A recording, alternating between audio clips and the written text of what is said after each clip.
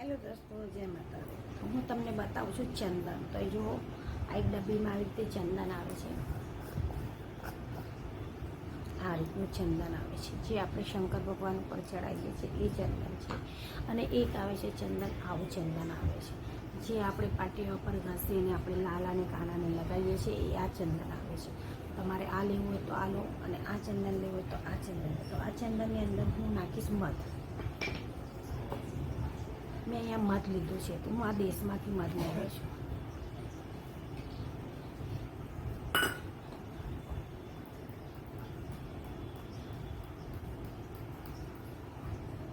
તો જુઓ, આ રીતે મેં ચંદન લીધું છે, અને એની અંદર નાખીશું આ મધ। આ મધ એકદમ સરસ છે, જુઓ।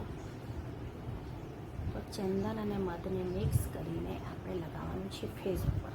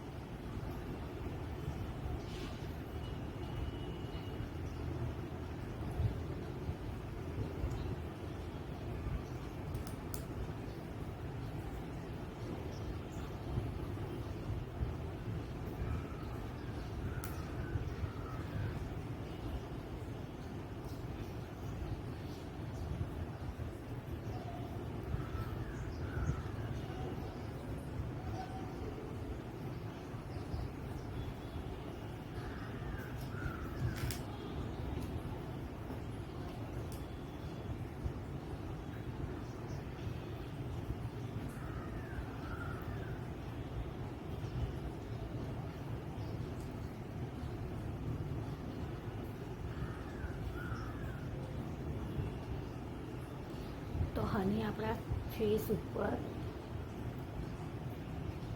ફેસ માટે હની બહુ સારું હોય છે।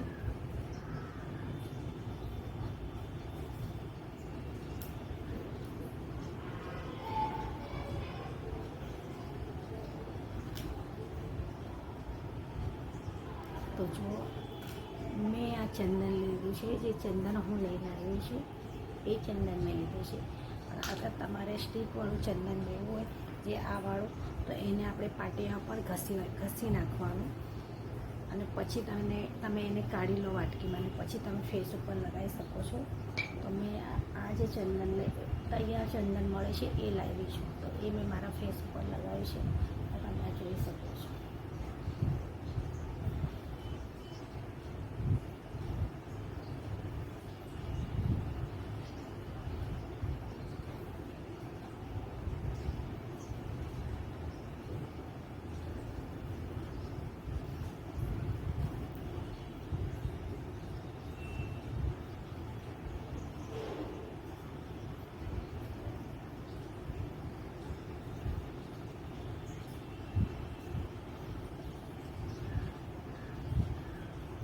આ રીતના ચંદનમાં મધ નાખીને ફેસ પર લગાવ્યું છે। હવે આપણે સુકાવા દઈશું ને 15 મિનિટ સુધી। 15 મિનિટ પછી આપણે જોઈશું આપણા ફેસ ઉપર કેવું લાગે છે। તો આપણા ફેસ ઉપર આ જુઓ સુકાઈ ગયું છે, અને 15 મિનિટ થઈ ગઈ છે। તો આપણે આને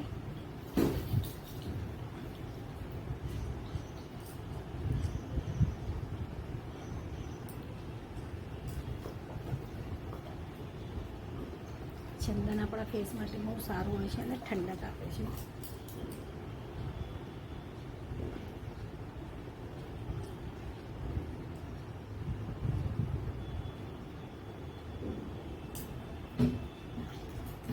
મારો ફેસ તમે જોઈ શકો છો।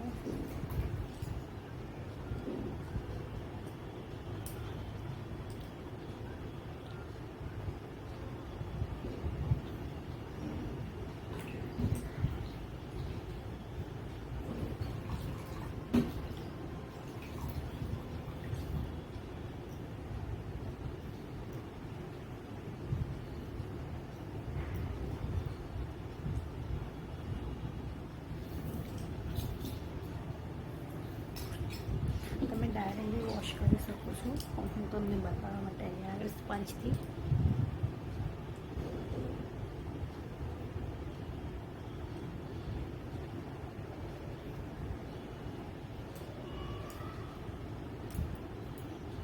તો આ તમે જોઈ શકો છો મારો ફેસ.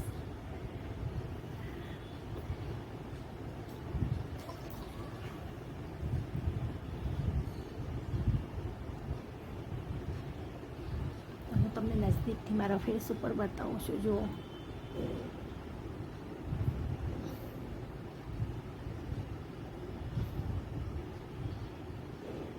અહીંયા તમે જોઈ શકો છો.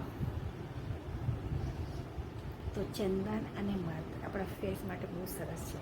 તમે બી લગાવી જુઓ. ફેસ ઉપર જુઓ કેટલો ગ્લો આવે છે.